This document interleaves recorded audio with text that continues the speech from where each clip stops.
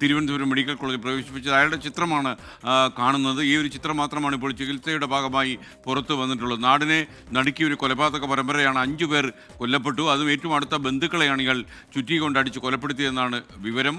എന്ന് മാത്രമല്ല, ഇയാൾ സ്നേഹിച്ചിരുന്ന പെൺകുട്ടിയും ഇയാൾ കൊലപ്പെടുത്തി. സ്വന്തം അനുജനെ, വെഞ്ഞാറമൂടിലെ ഗവൺമെൻറ് സ്കൂളിൽ പഠിക്കുന്ന കുട്ടിയെ, അനിയനെ, സഹോദരനെ ഇയാൾ കൊലപ്പെടുത്തി. അതുപോലെ ഇയാളുടെ അച്ഛൻ്റെ ജ്യേഷ്ഠനും അദ്ദേഹത്തിൻ്റെ ഭാര്യയും, അദ്ദേഹം മുൻ സൈനികനാണ്, അവർ രണ്ടുപേരും കൊല്ലപ്പെട്ടു. ഇയാളുടെ അമ്മുമ്മ കൊല്ലപ്പെട്ടു. അമ്മ മാത്രമാണ് മരിക്കാത്ത. പക്ഷേ വളരെ ഗുരുതരമായ നിലയിൽ അവരെ ആശുപത്രിയിൽ പ്രവേശിപ്പിച്ചിരിക്കുകയാണ്. എല്ലാ പേരെയും കൊലപ്പെടുത്തിയത് ചുറ്റിക്കൊണ്ടടിച്ച് തന്നെയാണ് എന്നാണ് ഏറ്റവും അവസാനം ലഭിക്കുന്ന വിവരം. ഒരുപക്ഷേ കേരളം മുഴുവൻ നടുങ്ങിപ്പോകും. ലോകമെമ്പാടും ഇരുന്ന് ഈ വാർത്തകൾ കാണുന്ന മലയാളികളാകെ നടുങ്ങിപ്പോകുന്ന രീതിയിലുള്ള കൊലപാതകമാണ്, കൂട്ടക്കൊലപാതകമാണ് ഇയാൾ നടത്തിയത്. 5 കൊലപാതകങ്ങളും ഇയാൾ നടത്തിയത് ചുറ്റിക്കൊണ്ടടിച്ച് തന്നെയാണെന്നാണ് നമുക്കിപ്പോൾ ലഭിക്കുന്ന വിവരം. ഇയാൾക്ക് സാമ്പത്തിക പ്രശ്നങ്ങൾ ഉണ്ടായിരുന്നു എന്ന് പറയുന്നു. എന്നാൽ ഇയാൾക്ക് മറ്റെന്തെങ്കിലും പ്രശ്നമുണ്ടോ എന്ന് നമുക്ക് അറിയേണ്ടതുണ്ട്. കാരണം ഇയാൾ ഇടയ്ക്കിടെ എപ്പോഴോ ഗൾഫിൽ പോയിട്ടുണ്ട്.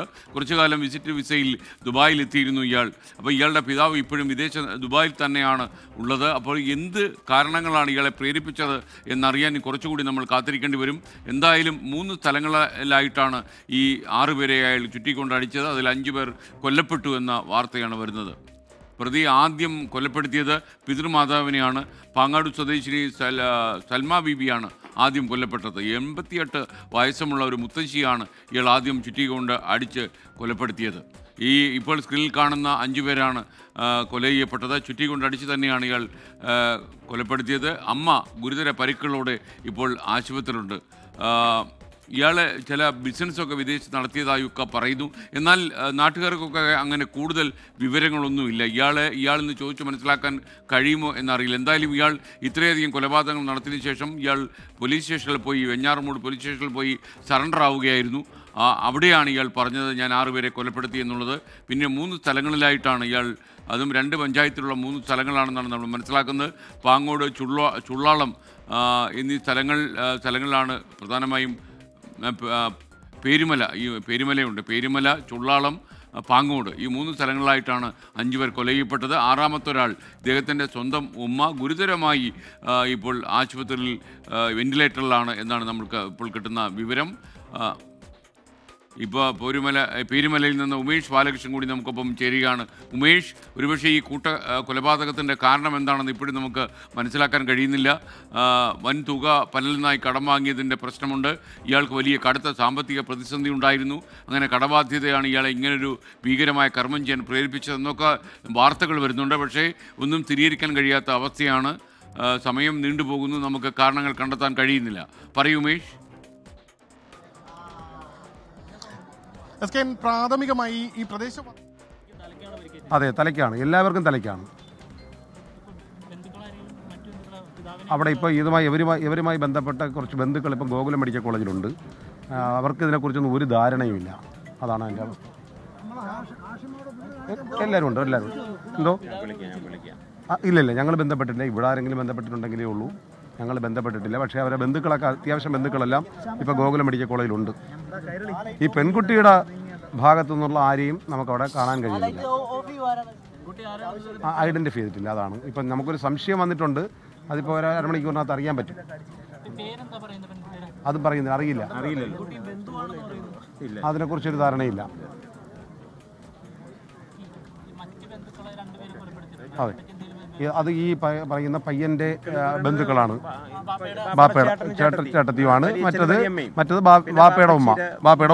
ബാപ്പുമ്മ. അത് 85 വയസ്സോളം വരുന്ന. അടുത്ത മക്കളുണ്ട്. അവരാരെ വീട്ടിൽ പോയി നിൽക്കില്ല. ഇവിടെ ചടങ്ങ് വന്നാലും ആ ചടങ്ങ് കഴിയും തിരിച്ചു പോകും. ആരെ വീട്ടിൽ നിൽക്കില്ല. ഇപ്പോൾ ഈ ഇതുമായി ബന്ധപ്പെട്ട ഇവിടുത്തെ തദ്ദേശ ചേട്ടാ പേരെങ്ങനെയായിരുന്നു? എൻ്റെ പേര് ബിനു എസ് നായർ. എന്താണ് ശരിക്കും ഈ സംഭവം എന്നാണ് നമുക്കറിയാൻ കഴിയുന്നത്? സംഭവം ഈ മരണവാർത്ത, ഈ കൊലപാതക വാർത്ത അറിഞ്ഞാണ് ഞങ്ങളൊക്കെ ഇവിടെ എത്തുന്നത്. പൊതുപ്രവർത്തകരായി ഞങ്ങളൊക്കെ ഇവിടെ എത്തുന്നത് അങ്ങനെയാണ്. ഇവിടെ വരുമ്പോൾ ഇവിടുന്ന് തന്നെ ഈ ബോഡിയും അതുപോലെ തന്നെ വലിയ സീരിയസ് ആയിട്ടുള്ള ഇവൻ്റെ ഉമ്മയെയും ഗോകുലം മെഡിക്കൽ കോളേജിലേക്ക് കൊണ്ടുപോയിരുന്നു. ഞങ്ങൾ അപ്പോൾ തന്നെ ഗോകുലം മെഡിക്കൽ കോളേജിലെത്തി. ഗോകുലം മെഡിക്കൽ കോളേജിൽ എത്തിയതിനു ശേഷം നമ്മൾ ഈ മൃതദേഹം 2 പേരുടെയും കണ്ടു. പെൺകുട്ടിയുടെ നെറ്റിയിലാണ് മാരകമായ ഒരു മുറിവ്, വലിയ ഹോളാണ്. അത് വല്ല ചുറ്റുകല്ല് കൊണ്ടടിക്കുകയോ അല്ലെങ്കിൽ ഗണ്ണുപയോഗിക്കുകയോ ചെയ്തതായിട്ടാണ് നമുക്ക് തോന്നുന്നത് അങ്ങനെ ആ ഒരു ഇതുണ്ട്. അതുപോലെ തന്നെ മാരകമായ പരിക്കാണ് ഈ മരണപ്പെട്ട അനിയനും സംഭവിച്ചിട്ടുള്ളത്. ഉമ്മയുടെ സ്ഥിതി വളരെ ക്രിട്ടിക്കലാണ്. വളരെ ഡോക്ടർ ബ്രെയിൻ ഡാമേജ് ഉണ്ട്. എല്ലാം തലയ്ക്കാണ്, എല്ലാവർക്കും തലയ്ക്കാണ് ഈ പരിക്ക് പറ്റിയിരിക്കുന്നത്. ഉമ്മ എന്ന് പറയുന്ന ഈ ലത്തീഫ് എന്ന് പറയുന്ന വലിയപ്പായ എക്സ് മിലിറ്ററി അദ്ദേഹത്തിനെ വെട്ടി ഈ സോഫയിൽ ഇരിക്കുന്ന പൊസിഷനിലാണ്. അപ്പം പോയിട്ട് ഒന്നാണ്. അപ്പോൾ അത് അപ്പോഴും തന്നെ മരണപ്പെട്ട് കാണും. പിന്നെ വലിയ പറയുന്നത് ഇതിൻ്റെ ഗൗരവം എന്ന് പറയുന്നത് ഏകദേശം 1 മണിക്കൂറോളം സമയമെടുത്ത് വേണം അടുത്തടുത്ത സ്ഥലങ്ങളിൽ നിന്ന് വരാൻ. മേലേപ്പം അങ്ങോട്ട് നിന്ന് 16 കിലോമീറ്റർ. അതെ, 16 അങ്ങനെയുള്ളൊരു സ്ഥലം വളരെ പ്ലാൻ ചെയ്തിരിക്കുന്ന ഒരു കൊലപാതകമാണ്. നിങ്ങൾക്ക് അടുത്ത പരിചയമുള്ള ആദ്യം അടുത്ത പരിചയമുള്ള ആളാണോ ഇയാൾ? ഈ പയ്യൻ അങ്ങനെ ആരുമായി അങ്ങനെ വലിയ മിംഗ്ലിംഗ് ഉള്ള ഒരു പയ്യനല്ല. കുടുംബമൊക്കെ നല്ല കുടുംബം, വേറെ ആർക്കും ഒരു പരാതിയും ഇതൊന്നും ഉണ്ടായിരുന്ന ഒരു കുടുംബമല്ല. അവരെ കുറിച്ച് ചെറിയ അസുഖമുണ്ട്. ഇവർക്ക് എന്തെങ്കിലും മറ്റ് പ്രശ്നം, അത് ക്യാൻസർ ബാധയാണ്, മറ്റ് പ്രശ്നങ്ങളുണ്ട്, മറ്റ് പ്രശ്നങ്ങൾ എന്തെങ്കിലും അറിയാം? മറ്റ് പ്രശ്നങ്ങളൊന്നുമില്ല. സംശയം ഈ കുട്ടിയുമായി ബന്ധപ്പെട്ട് കണക്റ്റിംഗ് ആണ് എന്നുള്ളതാണ് നമ്മുടെയൊക്കെ സംശയം. കുട്ടി അടുത്തുള്ള ആളാണോ? നിങ്ങൾക്ക് അതിന് എന്തെങ്കിലും സൂചന കിട്ടിയിട്ടുണ്ടോ? സൂചന തൊട്ടടുത്തുള്ളൊരു സൂചനയാണ് എനിക്ക് കിട്ടിയിട്ടുള്ളത്. നമ്മുടെ തൊട്ടടുത്ത പ്രദേശത്ത് തന്നെ കണ്ട് ഇങ്ങനെ ഡോക്ടർ എന്നെ വിളിച്ച് കാണിച്ചു. എനിക്കത് ഡോക്ടർ അങ്ങനെ വിളിക്കാൻ കാരണം തന്നെ ഈ ആ ഹോസ്പിറ്റലിൽ ജോലിയുള്ള ഒരാൾ എന്നോട് സംശയം പറഞ്ഞു, നമുക്കുമായി ബന്ധപ്പെട്ട ഒരു വീട്ടിലൊരു കുട്ടിയാണ് എന്ന് സംശയം പറഞ്ഞതിൻ്റെ അടിസ്ഥാനത്തിലാണ് ഞാൻ കയറി ആ ബോഡി കാണുന്നത്. കണ്ടപ്പോൾ എനിക്ക് അങ്ങനെ ഒരു സംശയമുണ്ട്. അപ്പോൾ അവരിപ്പോൾ താമസിക്കുന്ന സ്ഥലത്തെ പഞ്ചായത്ത് മെമ്പറെ, ഞാൻ പഞ്ചായത്ത് മെമ്പറായിരുന്ന സ്ഥലത്തുള്ള ഒരു കുട്ടിയായിരുന്നു എന്നാണ് എൻ്റെ ധാരണ. അവരിപ്പോൾ മാറി താമസിക്കുകയാണ്. അപ്പോൾ അവിടുത്തെ പഞ്ചായത്ത് മെമ്പറെ ഇപ്പോൾ ഞാൻ ബന്ധപ്പെട്ടിട്ടുണ്ട്. അവിടെ പോയി ഒന്നൊരു അന്വേഷണം നടത്തി. ആ കുട്ടി 2-3 ദിവസം മുമ്പ് ആ വീട്ടിൽ നിന്ന് പോയിട്ടുണ്ടോ, അവിടെ ഉണ്ടോ ഇല്ല എന്നൊക്കെ ഒന്ന് അന്വേഷിച്ചാൽ അറിയാൻ പറ്റുമല്ലോ. അതിനുവേണ്ടി ആരും വന്നിട്ടില്ല അതുമായി ബന്ധപ്പെട്ട്. അപ്പോൾ അതിന് വേണ്ടിയിട്ടുള്ള നമ്മളിത് കൊടുത്തിട്ടുണ്ട്. ആദ്യം ഈ മനസ്സിലാക്കി കഴിഞ്ഞാൽ പാങ്ങോടാവാനാണ് സാധ്യത. ആദ്യം പോലീസിൽ പോയി മൊഴി കൊടുക്കുന്നവരെ ഇത് അവർക്കറിയില്ല. ഇങ്ങനെ പോലീസ് സ്റ്റേഷനിൽ പോയി മൊഴി കൊടുത്തത് 3 പേരെ ഇവിടെ ഞാൻ കൊന്നിട്ടുണ്ട്, അവനും വിഷം കഴിച്ചിട്ടുണ്ടായിരുന്നു. എന്നിട്ട് പറഞ്ഞത് ഞാനിങ്ങനെ 3 പേരെ അല്ലാതെ കൊന്നിട്ടുണ്ട് എന്ന് പറഞ്ഞു. അപ്പോൾ പോലീസ് അത് വിശ്വസിച്ചില്ല. കാര്യം ഇതൊരു ഈ സമയത്ത് പറയുന്ന ഒരു മെൻ്റലി ഡിസോർഡറാണ് എന്നൊരു ധാരണയിലാണ് അങ്ങനെ പറഞ്ഞു. പക്ഷേ അവരത് വെരിഫൈ ചെയ്തപ്പോൾ അവരവിടെ മരിച്ചു കിടപ്പുണ്ട്. അവിടെ പ്രാദേശികവാസികളെ ധരിച്ചത് വീണ് എന്തോ സംഭവിച്ചതാണ്. യഥാർത്ഥത്തിൽ തലയ്ക്ക് നല്ല ഡാമേജ് ഉണ്ടായിരുന്നു. അവർ വാപ്പയുടെ ഉമ്മയാണ്, നല്ല പ്രായമുണ്ട്. അത് കഴിഞ്ഞിട്ടാണ് ഈ ലത്തീഫ് എന്ന് പറയുന്ന അവൻ്റെ വലിയമ്മയും പോലീസിനോടും പറഞ്ഞിരിക്കുന്ന 6 പേരെ കൊന്നു എന്നാണ് അവൻ പോലീസിനോട് പറഞ്ഞത്. എക്സെൻട്രിക് ഹിസ്റ്ററി ഉള്ള ആളാണോ? അങ്ങനെ നമുക്ക് ഒരു ധാരണയും നമുക്കില്ല. ഒന്നുമില്ല. അവന് അനിയന് 13 വയസ്സേ ഉള്ളൂ. സാമ്പത്തിക പ്രതിസന്ധിയാണെങ്കിൽ ഇതിനൊരു സാഹചര്യം ഇല്ലല്ലോ. എത്ര സാമ്പത്തികം എഴുന്നാലും അത് ആത്മഹത്യയല്ലേ, കൊലപാതകത്തിന് സാധ്യതയില്ലല്ലോ. സ്വയബോധത്തിൽ ചെയ്യാൻ കഴിയും. കാരണം ഇത്രയും ദൂരം ജനപ്രതിനിധികളാണല്ലോ, പോലീസുമായിട്ട് സംസാരിച്ചു. അപ്പോൾ പോലീസ് അവിടെ ഡയറക്ഷൻ കൊടുത്തിരിക്കുന്ന വെഞ്ഞാട് പോലീസ് സ്റ്റേഷനിൽ ഡയറക്ഷൻ കൊടുത്തിരിക്കുന്നത് മാധ്യമങ്ങളോ മറ്റ് ആളുകളോ ബന്ധപ്പെട്ടാൽ ഇപ്പം കൃത്യമായ വിവരം കിട്ടാതെ ആർക്കും ഇത് കൊടുക്കേണ്ട എന്നാണ് പോലീസ് താഴെ കൊടുത്തിരിക്കുന്നത്. ആദ്യം തന്നെ പറഞ്ഞത് 6 പേര് മരണപ്പെട്ടു എന്നാണ്. ഞങ്ങളവിടെ ഗോകുലത്തിൽ ചെല്ലുമ്പോഴാണ് അവിടെ 2 പേരെ മരിച്ചിട്ടുള്ളൂ, ഒരാൾ ക്രിട്ടിക്കലാണ്.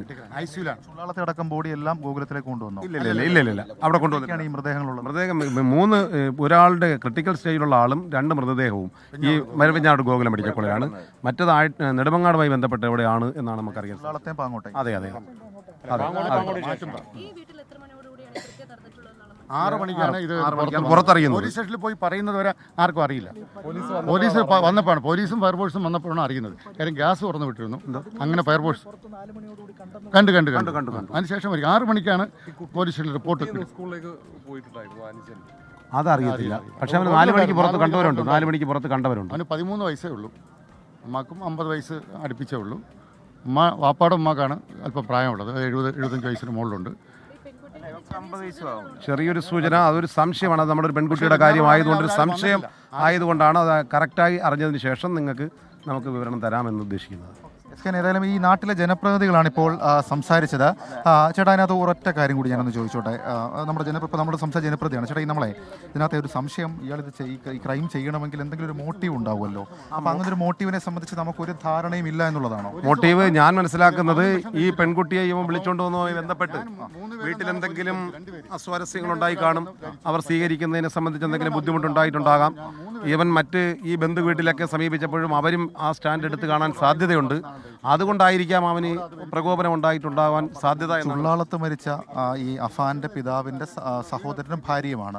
അവരോട്ട് ഈ അഫാനൊക്കെ അടുത്ത് ബന്ധം ഉണ്ടായിരുന്ന ആളുകളാണ്. ഉണ്ടാവും. അല്ലെങ്കിൽ അങ്ങനെ അവിടെ പോകില്ലല്ലോ. ഇത് ഇല്ലെങ്കിൽ അവരോട് ഇങ്ങനെ കടുത്തൊരു വിരോധം ഉണ്ടാവേണ്ട സാഹചര്യം ഉണ്ടാവില്ലല്ലോ. അതാണ് നമ്മൾ വിശ്വസിക്കുന്നത്. അതാണ് ഈ പെൺകുട്ടിയുമായി കണക്റ്റിംഗ് ആയിട്ടുള്ള പ്രശ്നമാവാനേ സാധ്യതയുള്ളൂ ഈ കൊലപാതകത്തിൽ. ഈ അഫാന്റെ അമ്മൂമ്മ ഒറ്റയ്ക്കാണോ താമസിക്കുന്നത്? സൽമാബി ഒറ്റയ്ക്കാണ് താമസിക്കുന്നത്. മക്കളൊക്കെ ഉണ്ട്. എന്നാലും ഈ പ്രായമായ ആളുകളല്ലേ, അവര് സ്ഥിരമായ ഒരു വീട്ടിലെ താമസിക്കൂ എന്നുള്ളത് കൊണ്ടാണ്. ഉള്ളാളത്തെ ഇയാളുടെ മാമനും മാമിയുമായിരിക്കണം. അവരെ ഒറ്റയ്ക്കാണ് താമസിക്കുന്നത്. എന്താ വലിയ അതെ ഒരു ഫാമിലിയായി താമസിക്കുന്നത്. ബാക്കി ബന്ധുക്കളൊക്കെയോ അടുത്തുണ്ടോ? പിന്നെ അവരടുത്ത് മക്കളുണ്ടോന്ന് അറിയില്ല. ഈ വലിയച്ഛൻ എന്ന് പറയുന്നത് എന്ത് കാര്യത്തിനും ഇവിടെ വരുന്ന ആളാണ്. വലിയച്ഛനും വലിയമ്മയും എനിക്കറിയാമെന്നുള്ളതാണ്. മനസ്സിലായില്ലേ? ഞാനും ഇവിടെ 2 വർഷം വരെ ഇവിടെ എല്ലാത്തിനും ഞാനുള്ള ആളാണ്. മനസ്സിലായില്ലേ? ഞാൻ അടുത്ത ബന്ധുവാണ്. ചേട്ടാ, നിങ്ങൾ ഗോകുലം മെഡിക്കൽ കോളേജിൽ ആശുപത്രി പോയിരുന്നു. ഈ അമ്മ നമ്മൾ അന്വേഷിച്ചപ്പോൾ ഈ അമ്മ ഷെമിയുടെ ആരോഗ്യനില സിവിയർ ക്രിട്ടിക്കലാണ്. വളരെ ക്രിട്ടിക്കലാണ്, വളരെ സീരിയസ് എന്നാണ് ഡോക്ടർ നമ്മളോട് പറഞ്ഞത്. നമ്മളിപ്പം നമ്മൾ ഈ ഗോകുലത്തിൽ കണ്ടത് 2 മൃതദേഹങ്ങളാണ്. ഒന്ന് ഈ അഫാന്റെ അനിയനും പിന്നൊന്ന് അയാളുടെ പെൺ സുഹൃത്തും. അപ്പോൾ ഇവരുടെ 2 പേരുടെയും നെറ്റിയിലാണ് മുറിവ്. നെറ്റിയിലെന്ന് പറഞ്ഞാൽ ആ പെൺ സുഹൃത്തിൻ്റെ നെറ്റിയെന്ന് പറഞ്ഞാൽ വലിയൊരു ഹോളാണ്, വലിയൊരു റൗണ്ട് ഹോൾ. അത് ഒന്നുകിൽ ചുറ്റുകല്ലിനടിക്കണം, അല്ല എങ്കിൽ വല്ല പിന്നെ ഗണ്ണെങ്ങാനും ഉപയോഗിക്കണം. അതാണ് നമുക്ക് സംശയം തോന്നുന്നത്. ആ തരത്തിലുള്ള മുറിവാണ് അതിനകത്ത് കാണാൻ സാധിച്ചത്. അതെ, അത് ഒരു ഇങ്ങനെ റൗണ്ട് നല്ല നമ്മളൊരു പൊട്ടിടുന്നത് പോലെ ഒരു വലിയ സംവിധാനം. പോസ്റ്റ്മോർട്ടം റിപ്പോർട്ട് കഴിഞ്ഞാലേ അത് കൺഫേം ആക്കാൻ പറ്റും. പക്ഷേ 8 മണിയായിട്ടും ഈ പെൺകുട്ടിയെ ഐഡൻറ്റിഫൈ ചെയ്യാൻ ആരും വന്നിട്ടില്ല. പോലും ഐഡന്റിഫൈ ചെയ്യാൻ കഴിയുന്ന കാര്യം മാരകമായ പരിക്ക് മുഖത്തുണ്ട്.